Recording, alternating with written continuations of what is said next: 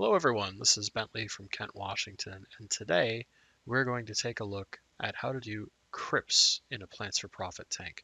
Now, if you remember previously, I've said don't do crypts, and there is one way to do them, but in general, most plants for profit, you would avoid crypts because in general they're a slow growing plant, and the like when you get them, they come in one of two ways best. They're either going to be in a pot where you need to convert them, or they're going to come in a tissue culture.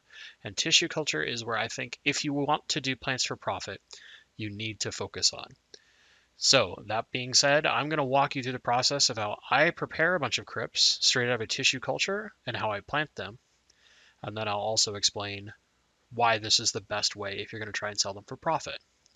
So first, there's a Dennerla uh, crypts. This is a cross species crypt that's kind of rare, really cool looking. First, I'll wash out the cup because I'm going to use that cup afterward, get the gel out. And then we're going to wash the roots very carefully. I do this under running tap water that's slightly warm. I don't do it too cold. The warmth helps get rid of the gel, and you're just going to get that gel or medium off of the roots. Give them a nice clean washing. And then pretty soon here, you'll see me start splitting them away. What you want to do is just gently pull them apart, look for the rosettes in each of the crypts, and let them kind of naturally come apart. You are going to get some that will be 2 or 3 rosettes together. Don't worry about forcing those apart. You can split those later on as they grow out. So like here you can see that big one is easily like 2 or 3 rosettes.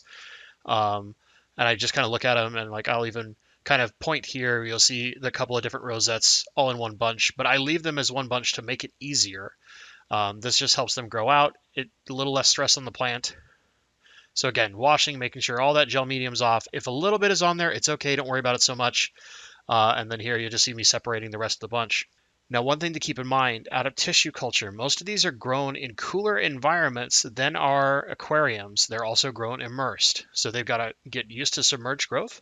So what I like to do with most tissue cultures, and the most success I've had, is putting them in a cool water system. So my shallow tank, for example, is unheated, but my house stays at basically 70 degrees all year round. So that means that water is probably about 68 degrees.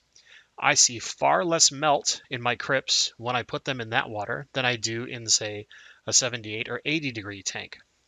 That temperature change, along with getting used to being fully submerged, causes a lot more melt.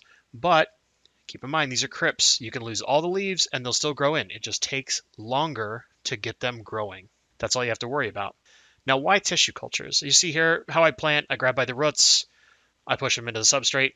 Very simple. I don't grab by the crown. I grab by the roots, especially out of tissue culture. It makes it a little easier. Tissue culture, the price is a little expensive, yes, but the number of plants you get is very high. So what if I were to ever do plants for profit, I would target a rarer crypt or a very popular crypt. You don't want to do the basic Wendetti eyes like bronze and red, but if you could get flamingo, pink panther, Florida sunset, if you could get successful with some of the harder crypts like the albedas, the red tiger spiralis is another good one. Any of the harder to find, Nuris, of course, are fantastic. These are the ones you want to target. The rare crypts demand more money, and if you can grow them out pretty quickly, get them to a decent size from that tissue culture, you're basically just doing the grow work for somebody, and then you can sell them and profit significantly more than the tissue culture cost you. Keep 1 or 2 plants for yourself and let them slowly grow out from there. One thing that I will give you, this is a super secret trick from a absolute crypt expert out here in Seattle. Doesn't do YouTube, is very shy. I tried to interview him and he said no. And he's a friend of mine and he wouldn't do it. But there is a kind of a secret trick of the big crypt fans out there. When you're putting your substrate together, if you're doing specifically crypts, now they come from places like peat bogs and stuff, you want to take grape leaves and put them into your substrate, down where the roots are going to be. Why? Let me explain. Grape leaves are naturally high in iron, calcium, magnesium, and a little bit of phosphate.